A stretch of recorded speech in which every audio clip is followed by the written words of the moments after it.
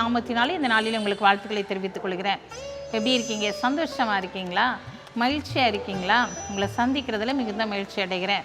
பிறந்த நாளை திரும்ப நாளை கொண்டாடுகிற பிள்ளைகளை இயேசுவின் நாமத்தினால் ஆசீர்வதிக்கிறேன். இந்த நாளிலும் நம்முடைய வாழ்க்கையில் அநேக காரியங்களை நம்ம தத்தளித்து கொண்டு இருக்கிறோம். ஆனால் ஆண்டவர் இன்றைக்கு சொல்கிறாரு, நீ தத்தளிப்பார் இல்லாதபடிக்கு உன் தத்தளிப்பை நான் மாற்றி இந்த நாட்டில் எல்லா செல்வங்களையும் நிறைவாய் கொடுத்து உன்னை ஆசீர்வதிக்க போகிறேன், உன்னை பலப்படுத்த போகிறேன். இந்த நாளில் அநேக காரியங்களை தத்தளித்து கொண்டிருக்கியா? உன் தத்தளிப்பின் பாத்திரத்தை அவரின் கையிலிருந்து நீக்கி போடுகிற தேவனாய் இந்த நாளிலே கடந்து வந்திருக்கிறார். வாசிக்கிறேன் கேளுங்க. எரேமியா 30ஆம் அதிகாரம் 10ஆம் வசனம். ஆகையால் என் தாசனாகிய யாக்கோபே, நீ பயப்படாதே, இஸ்ரவேலே கலங்காதே என்று கர்த்தர் சொல்கிறார். இதோ நான் உன்னை தூரத்திலும் உன் சந்ததியை தன் சிறையிருப்பின் தேசத்திலும் இராதபடிக்கு ரட்சிப்பேன். யாக்கோப்பு திரும்பி வந்து அமர்ந்து சுகித்திருப்பான், அவனை தத்தளிக்க பண்ணுகிறவன் இல்லை.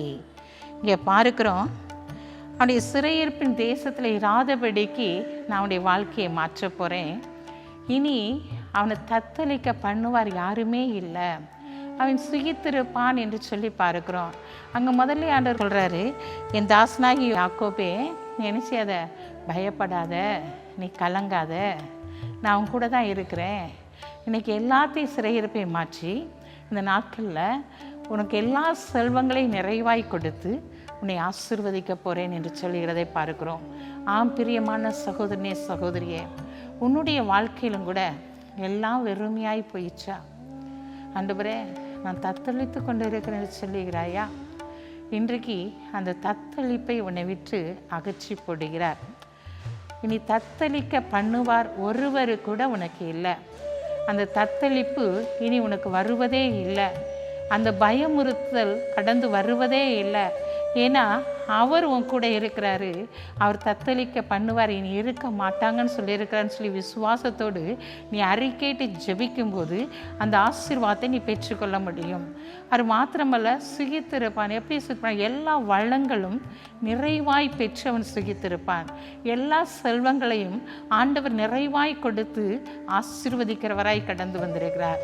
ஆம் பிரியமான சகோதரனே சகோதரியே, உன்னுடைய வாழ்க்கையில் எல்லா பிரயாசத்தின் பலனையும் ஆண்டவர் அனுபவிக்கத்தக்கதாக எல்லா செல்வங்களையும் நிறைவாய் கொடுத்து உன்னை ஆசீர்வதிக்க போகிறார். உனக்கு குறைவாய் அல்ல, நிறைவாய் கொடுக்க போகிறார். ஏன்னா நிறைவானது வரும்போது குறைவானது ஒழிந்து போகும் என்று சொல்லி பார்க்கிறோம். நிறைவான ஆசீர்வாதத்தை, நிறைவான செல்வத்தை, நிறைவான ஒரு பாத்திரமாக உன்னை மாற்றி உன் குடும்பத்தை மாற்றி நிறைவாய் ஆசீர்வதிக்க போகிறார். இந்த நாளில் நீ சஞ்சலப்படுகிற காரியங்கள் ஒன்று உன் குடும்பத்தில் சம்பவிக்காது.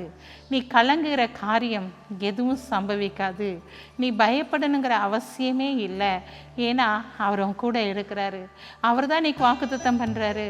இஸ்ரவேலே, நீ நினச்சி அதை பயப்படாதப்பா, கலங்காத, உன் சிறையிருப்பெல்லாம் நான் திருப்புறேன், நான் சுகித்திருக்க பண்ண போகிறேன், இனி தத்தளிக்க பண்ண விட மாட்டேன்னு சொல்லிட்டு இன்றைக்கு அந்த வார்த்தையை நீங்கள் பிடித்து ஜெபிக்கும்போது அந்த ஆசீர்வாதத்தை நிறைவாய் நீங்கள் பெற்றுக்கொள்ள போகிறீங்க.